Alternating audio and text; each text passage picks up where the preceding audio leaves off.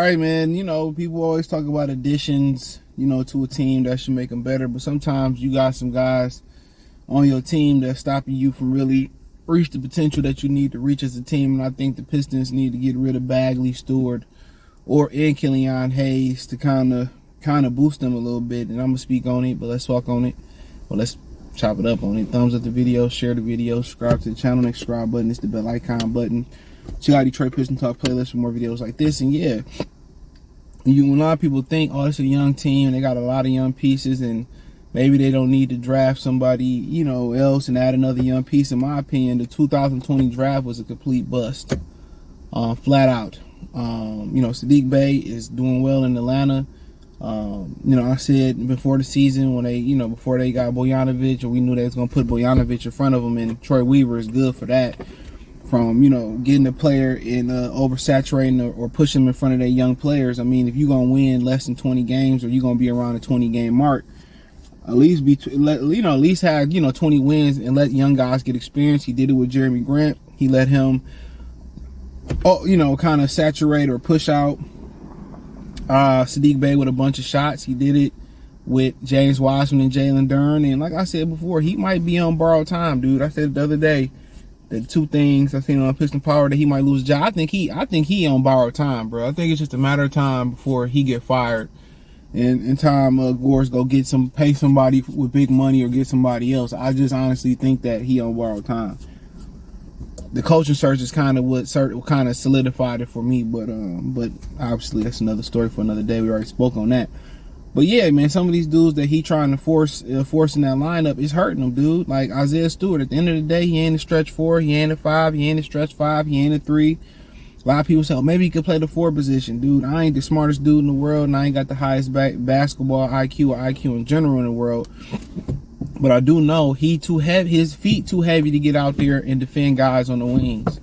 He can't stick to those guys, and then when you go play the 4s like Anthony Davis, he too small to guard those 4s. So you're not good versus the modern 4s, the Tobias Harris's, the Paolo Branchos, the Julius Randles. You can't fuck with them, and then you can't even guard the bigger 4s. And then the 5s, he can't do nothing with Nikola Jokic. He can't do nothing with Joel Embiid. But what he gonna do? He can't really do nothing down there with Mitchell Robinson, but be they baby back bish. You know what I'm saying? That's it. So at the end of the day, he equipped to be in a system in which they gonna get up and down the floor. He gonna come off the bench and provide some energy. That's what he best equipped for. Where he get an opportunity where he can outrun guys, and you put him in high pick and roll, and you let him get a full head of steam and kind of get to the bucket. He a good 20 to 25 minute, player tonight. That's what he is. He a good energy guy off the bench. He a good, junkyard dog. You hear, well, he made so many improvements coming from the offseason. This season, I ain't see shit. He can't grow to 6'10", 6'11", 7 foot. It ain't going to happen.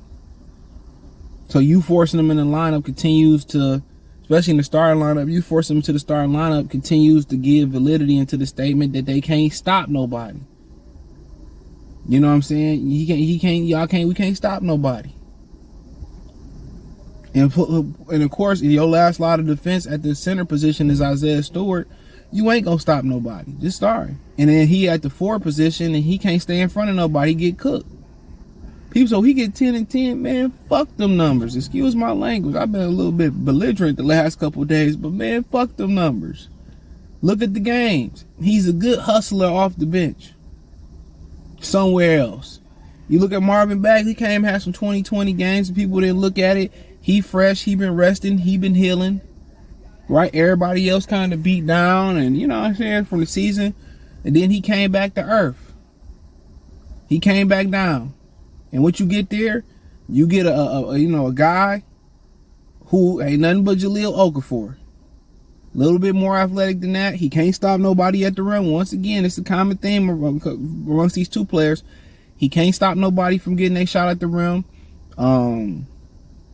They don't take what he does best and amplify it by featuring him in the post playing inside out.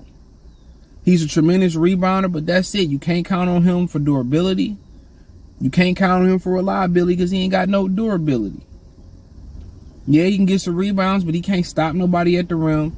He physically not improved. I don't know what he doing with his summers. Ain't nothing improved about his game. He ain't get stronger. He ain't put no muscle on. Ain't nothing. He be in the gym. You be like, what the fuck is you doing? Your jumper ain't got better. Your defense ain't got better. You ain't got quicker. You ain't got faster. You more injury prone than ever.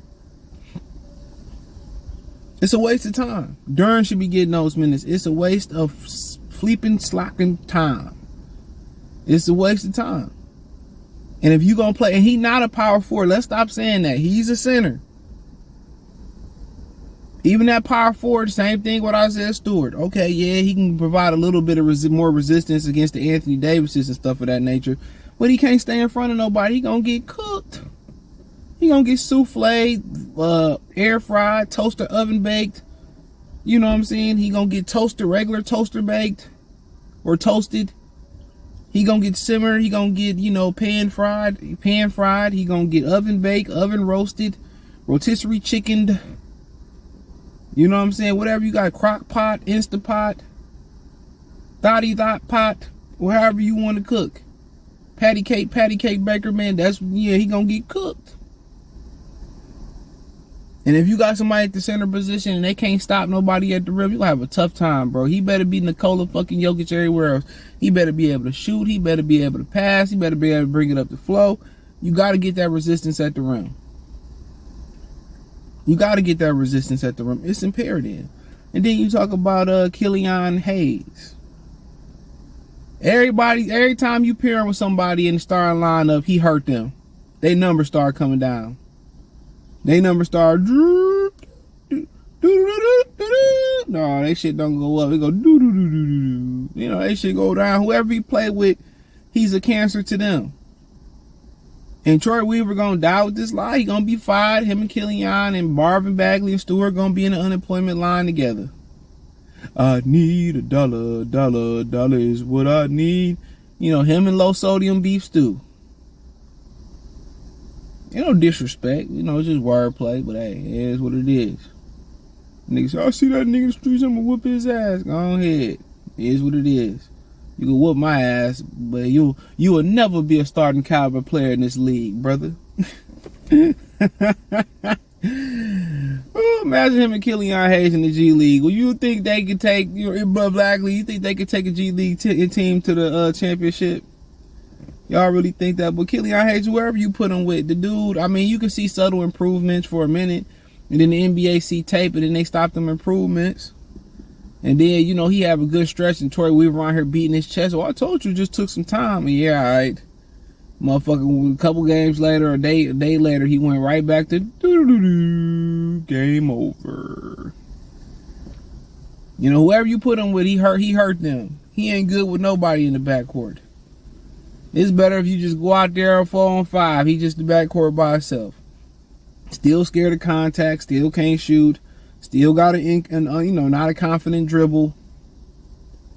Still ain't got no floater. Still ain't got no dog. Defense getting worse and worse. So yeah, when you forcing these type of dudes in your rotation, in your starting lineup, they can hurt you. And they have hurt the franchise. And sometimes you just gotta do what Teddy Pendergrass say, Troy Weir. Sometimes you gotta let it go. Sometimes you gotta let it go. Sometimes you gotta know when to let it go. Let it go now. Come on, it's a wrap. They hurting the development, they hurting the progress of not only Cade Cunningham, Jaden Ivey, Jalen Duren, and all those guys. They hurting the old prestige in the progression of the team. Therefore, you get rid of them 3 players. Now, guess what? Your team don't look so young. Cade, Duren, Ivey, Bogdanovich, Burke, and James Wiseman. So now, guess what? You can get a Cam Whitmore. You can get another young player. And now you can start building instead of losing with young players that just because I handpicked them, I love them like my own kids. Sometimes it ain't going to work out. DeBoye didn't even get a chance. He was way better than Killan Hayes. But just because you picked Killan Hayes, he deserved to go ahead and get a chance. No, sirree, Bob. It shouldn't work that way. But they hurting the franchise, bro. And then, I mean, at the end of the day, if you can't move them, trade them, cut them, and he was like, well, he opted their 5th-year option for what? Or they put their team option for what? Nothing last year, nothing the year before last or the year before that, going back to the 2020 draft, justify them still being on this roster. Them 5th-year options should have been declined if you wasn't planning on moving them. And if anything, they need to be the final 3 guys on the bench. Your rotation should look definitely different next year. They pay Marvin Bagley. I like Marvin Bagley, and people don't understand what it takes to win in this league. Basketball, it's not complicated. You hear guys like Jalen Green say, "Oh, I had a phenomenal workout in Detroit," and then they pick somebody else, and you looking like you picked him over him. I'm not saying that with Kay Cunningham, but just like Luke Kennard and who was it? He had Devon Mitchell. You like, bro, you all picked him over him. I mean, like I said, I just think they put people in Detroit to sabotage the Pistons, dude, because I clearly, and I don't have a PhD, maybe a little bit of a player-hated degree on Troy Weaver. I don't have a PhD, but I can run the team better than Troy Weaver. I swear to God I could. This shit ain't hard. Yeah, I can run the team better than him. Because he obviously just don't know what the fuck he doing. I'm going to go ahead and say it. Check out Detroit Piston Talk playlist. Thumbs up the video. Share the video. Subscribe to the channel. The subscribe button is the bell icon button. Hit all notifications. Increase your chance. Get notifications. We go live and drop video. Check out Detroit Piston Talk playlist. For more videos like this, hit the link tree. Follow me on Twitter, Instagram, Spotify, Cash App, Venmo, PayPal.